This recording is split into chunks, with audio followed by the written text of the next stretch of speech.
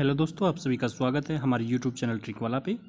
इस video lecture series में दोस्तों हम लोग कर रहे हैं जो हमारी ब्लैक बुक की इंग्लिश वोकेबलरी की जो ब्लैक बुकलेट आती है उसके वन वर्ड को। इससे पहले 7 लेक्चर कंप्लीट हो चुके हैं जिसमें हम 100 जो वन वर्ड हैं वो कंप्लीट कर चुके हैं। ये हमारा 8वां लेक्चर है जिसमें हम 101 यानी कि 101वें वन वर्ड से स्टार्ट करेंगे।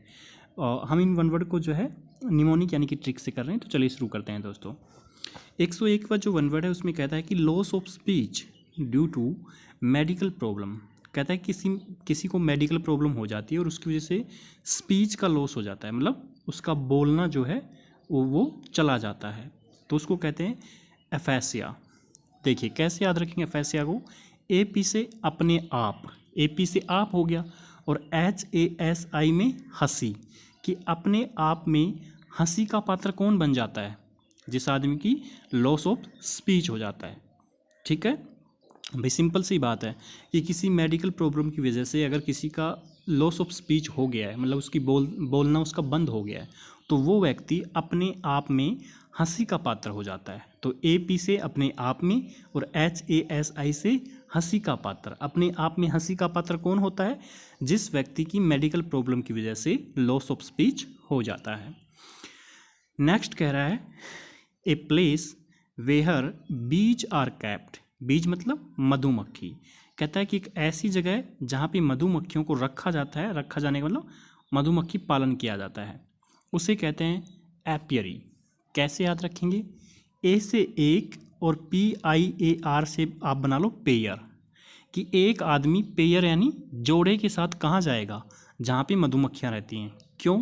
ताकि अगर एक व्यक्ति पर मधुमक्खी आक्रमण कर दे तो दूसरा आदमी उसकी सहायता कर सके। भाई मधुमक्खी का कोई भरोसा थोड़ी ना है, कभी भी अटैक कर सकती है। ठीक है, तो एक आदमी पेयर यानी जोड़े में कहाँ जाता है? जहाँ पे मधुमक्खियाँ रहती हैं, ताकि अगर मधुमक्खी एक व्यक्ति पर आक्रमण करें तो दूसरा व्यक्ति उसकी हेल्प कर सके। ठीक है, इस तरीके से हमें याद रखना है एपियरी को। फिर आता है हमारा to express regret for something that one has done wrong. कहता है कि किसी व्यक्ति ने गलत कर दिया और उसके प्रति वो रिग्रेट यानी पश्चाताप एक्सप्रेस कर रहा है। उसको क्या कहते हैं? उस रिग्रेट को अपोलोजाइज करना। वैसे भी नॉर्मली याद कर सकते हैं, फिर भी आपको मैं ट्रिक बता देता हूँ कि A से एक, POLO से पोलो। पोलो खेलते हैं ना घोड़े पे बैठ के। ठीक है, कि एक व्यक्ति पोलो खेलते हुए अपनी गलती से GIZE मतलब गिर गया। ठीक है, GI से गिर गया, कि एक व्यक्ति पोलो खेलते हुए अपनी गलती से गिर गया, तो वो अपनी गलती पे क्या कर रहा है? अब रिग्रेट एक्सप्रेस कर रहा है। ठीक है, तो अपोलोजाइज को कैसे याद रखेंगे?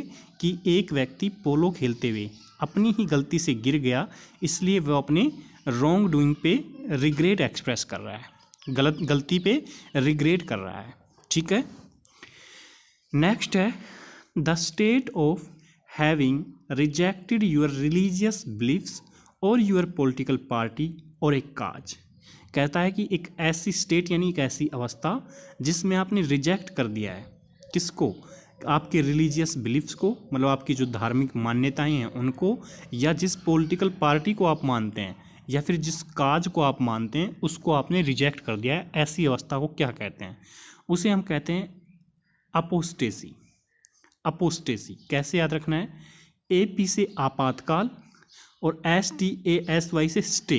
भाई स्टे की स्पेलिंग यही तो होती है STAY, तो इसमें एस एक एक्स्ट्रा है। तो क्या है कि आपातकाल में स्टे करने के लिए यानी कहीं ठहरने के लिए, रुकने के लिए आप अपने रिलीजियस बिलीफ्स को, पॉलिटिकल पार्टी को रिजेक्ट कर सकते हैं।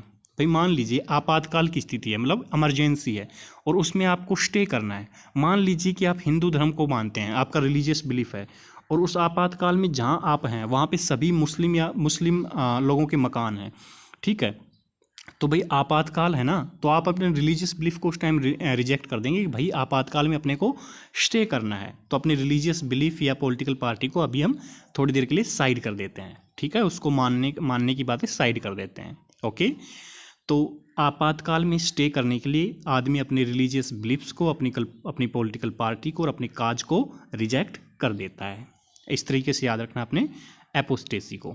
नेक्स्ट फिर है ए पायोनियर। पायोनियर का मतलब जो सबसे पहले किसी चीज़ को करता है। अग्रदूत of A reform movement. Reform मतलब जो सुधार, जो होता है सुधार, नहीं जैसे पॉलिटिकल रिफॉर्म होते हैं, सोशल रिफॉर्म होते हैं, सामाजिक सुधार, ठीक है। तो रिफॉर्म का मतलब सुधार, कि कोई सुधार आंदोलन है, कोई सुधार मूवमेंट है, उसमें पायोनियर मतलब वो पहला व्यक्ति जिसने उस सुधार आंदोलन की शुरुआत की है, उसे कहते हैं अपोस्टल।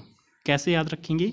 ए मतलब एक ऐसा व्यक्ति जिसकी पोस्टल स्टैंप नहीं आती हैं, जो अब तो खैर आजकल तो डाकघर का ज़माना रहा नहीं है। जब पहले आप डाक भेजते थे तो उस पर एक स्टैंप लगती थी, ठीक है, और उस पर अलग अलग जो बड़ी बड़ी मतलब कि लोग रहे हैं, महात्मा गांधी हो गए, जवाहरलाल नेहरू हो गए, बड़े बड़े साइंटिस्ट हो गए, समाज सुधारक हो गए, उनकी फ़ोटो लगी होती थी उस पोस्टल स्टैंप के ऊपर, ठीक है। तो एक ऐसा व्यक्ति जिसकी पोस्टल स्टैंप पे फ़ोटो लगती है, तो किस व्यक्ति की लगेगी? जो किसी रिफॉर्म मूवमेंट में पायोनियर होगा। ऐसे ही तो है नहीं कि किसी की भी उठा के लगा देंगे वो, ठीक है। तो एक पोस्टल स्टैंप पर फोटो किसकी लगती है? किसी रिफॉर्म मूवमेंट के पायोनियर इंसान की, ठीक है दोस्तों। इस तरीके से हमें अपोस्टल को याद रखना है। फिर नेक्स्ट हमारा काजिंग शोक और डिस्मे। शोक मतलब भय पैदा करने वाला, या डिस्मे मतलब दुख पैदा करने वाला। क्या कहते हैं उसको? अपैलिंग। कैसे याद रखेंगे? ए से एक और PAL से पल। एक पल में, पल समझ गए ना, मोमेंट। एक पल में LING से लिविंग चीज़ को गायब कर रहा है। मान लीजिए कोई इंसान, कोई व्यक्ति है जो एक ही पल में किसी लिविंग चीज़ को गायब कर देता है, तो उससे सबको क्या लगेगा? शोक लगेगा, उससे भय लगेगा लोगों को, उससे लोगों को दुख पहुंचेगा, मतलब दुखी होंगे लोग, ठीक है। तो अपैलिंग को कैसे याद रखेंगे? कि एक ही पल में लिविंग चीज़ को गायब करने वाला जो व्यक्ति है या कोई और चीज़ है, उससे वो शोक काज करती है या डिस्मे काज करती है, पैदा करती है। काजिंग मतलब पैदा करना, ठीक है दोस्तों। इस तरीके से हमें अपैलिंग को याद रखना है। टेंशन ना लो, अभी देखिए हम इसको रिवाइज करेंगे तो आपके सारे वर्ड तैयार हो जाएंगे। आप बस बने रहिए, आगे देखते हैं। कहता है कि बी अप्रोप्रिएट और एप्लीकेबल, मतलब कोई चीज़ अप्रोप्रिएट होना या एप्लीकेबल होना, यानी प्रैक्टिकल होना, उसे हम कहते हैं अपैरटेन। संबंध रखना कैसे याद रखेंगे? APP से ऐप और ERTAIN से इंटरटेन, कि इंटरटेन करने वाली जो ऐप हैं वो हमें आजकल अप्रोप्रिएट लगती हैं या अप्लीकेबल लगती हैं, ठीक है। तो अपैरटेन को कैसे याद रखेंगे? कि एक ऐसी ऐप जो इंटरटेन करती है वो हमें अप्रोप्रिएट लगती है या एप्लीकेबल लगती है, ठीक है। फिर नेक्स्ट है कि a person who formally request something specially A job. कहता है कि एक ऐसा व्यक्ति जो फॉर्मली यानी ऑफिशियली, औपचारिक रूप से रिक्वेस्ट करता है समथिंग, किसी चीज़ के लिए, स्पेशली जॉब के लिए रिक्वेस्ट, फॉर्मली रिक्वेस्ट करने वाला एक व्यक्ति। एप्लीकेंट, ये तो ऑब्वियस सी बात है, आप सुनते होंगे कि भाई इस बार इतने एप्लीकेंट्स ने फॉर्म जमा किए हैं SSC के लिए, CGL के लिए, CPO के लिए, बाकी किसी भी एग्जाम के लिए, तो सिंपल सा एप्लीकेंट। तो चलिए अब रिवाइज करते हैं। अब देखना आपके सारे के सारे वर्ड जो हैं तैयार हो जाएंगे। मैंने पहले भी आपको बताया कि आपको रिवाइज यहाँ से नहीं करना है, आपको रिवाइज यहाँ से करना है, क्योंकि ये तो हमें एग्जाम में मिलेगा दिया हुआ, तो यहाँ से नहीं, हम यहाँ से याद रखेंगे। देखिए कैसे। अफेसिया, कि अपने आप में, AP से अपने आप में, HASI से हंसी का पात्र कौन बनता है? जिसकी मेडिकल प्रॉब्लम की वजह से लॉस ऑफ स्पीच हो गया है। इस तरीके से आपको रिवाइज करना है। एपियरी, कि एक व्यक्ति पेयर यानी जोड़े में कहाँ पे जाता है? जहाँ पे बीज यानी मधुमक्खियों को रखा जाता है, ताकि जब एक व्यक्ति पर मधुमक्खी आक्रमण करें तो दूसरा व्यक्ति उसकी हेल्प कर सके। इस तरीके से हमें एपियरी को याद करना है। अपोलोजाइज, कि एक व्यक्ति पोलो खेलते हुए अपनी ही गलती से गिर गया, तो वो अब अपनी गलती पे क्या कर रहा है? रिग्रेट एक्सप्रेस कर रहा है, ठीक है। कि एक व्यक्ति पोलो खेलते हुए अपनी गलती से गिर गया तो अपने गलत किए हुए पे रिग्रेट एक्सप्रेस कर रहा है, ओके। फिर है एपोस्टेसी, कि AP से आपातकाल में, STASI से स्टे करने के लिए, कि आपातकाल में स्टे करने के लिए आदमी अपने रिलीजियस बिलीफ्स को, अपनी पॉलिटिकल पार्टी को और अपने काज को रिजेक्ट कर देता है, ठीक है। कि आपातकाल में अपोस्टेसी को कैसे करेंगे? कि आपातकाल में स्टे करने के लिए आदमी अपने रिलीजियस बिलीफ्स को, अपनी पॉलिटिकल पार्टी को और अपने काज को रिजेक्ट कर देता है, ठीक है। नेक्स्ट है एपोस्टल, कि एक पोस्टल स्टैंप पर किसकी फ़ोटो आती है? जो किसी रिफॉर्म मूवमेंट का पायोनियर होता है। पायोनियर मतलब अग्रदूत, पहला व्यक्ति, ठीक है। तो एपोस्टल को कैसे करेंगे कि एक पोस्टल स्टैंप पर किसकी फोटो आती है, किसी रिफॉर्म मूवमेंट के पायोनियर की। फिर है एपेलिंग, कि एक ही पल में लिविंग चीज को जो व्यक्ति गायब कर देता है वो शोक काज करता है या डिस्मे काज करता है, ठीक है। कि एक ऐसा व्यक्ति है जो एक ही पल में लिविंग चीज को गायब कर रहा है, तो वो शोक काज करेगा, शोक पैदा करेगा, या डिस्मे यानी दुख पैदा करेगा, ठीक है। नेक्स्ट है एपर्टन, ठीक है, कि ऐसी ऐप जो इंटरटेन करती है वो आजकल हमें अप्रोप्रिएट या एप्लीकेबल लगती है, ठीक है। एपर्टन को कैसे याद करना है कि एक ऐसी ऐप जो इंटरटेन करती है, इंटरटेन करवाती है, वो हमें अप्रोप्रिएट या एप्लीकेबल लगती है। फिर है आपका एप्लीकेंट, ये तो सिंपल सा है, a person who formally request something specially A job. तो इस तरीके से आपको रिवीजन करना है।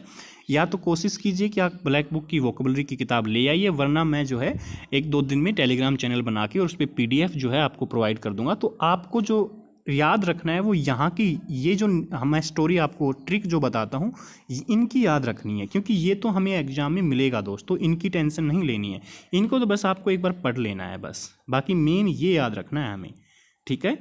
तो दोस्तों आज की वीडियो में इतना ही। क्यों आज की वीडियो में इतने ही वर्ड क्यों करवा रहा हूँ, क्योंकि दिक्कत क्या है कि यहाँ पे जो PDF जो फॉर्मेट है मेरे पास जो ब्लैक बुक की, उसके जैसे अलग अलग पेजेस हैं, उसमें सेट हैं अलग अलग। तो पहला सेट जो है वो 108 पे ख़त्म होता है, इससे आगे नेक्स्ट सेट हमारा स्टार्ट हो जाएगा, ठीक है। तो इसलिए आज की वीडियो में इतना ही, और इससे आगे की जो वन वर्ड हैं वो हम नेक्स्ट वीडियो में करेंगे। वन वर्ड कंप्लीट होने के बाद हम ईडियम फ्रेजेज करेंगे और फिर हम करेंगे एंटोनिम सिनोनिम को। दोस्तों CGL का पेपर जो है 2024 में वो सितंबर में, उससे पहले टारगेट मेरा यही है कि कंप्लीट ब्लैक बुक की वोकेबलरी जो है हम इस तरीके से तैयार कर लें। रिवीजन आपको करते रहना है, ठीक है दोस्तों। आपका बहुत बहुत धन्यवाद, मिलते हैं नेक्स्ट वीडियो में।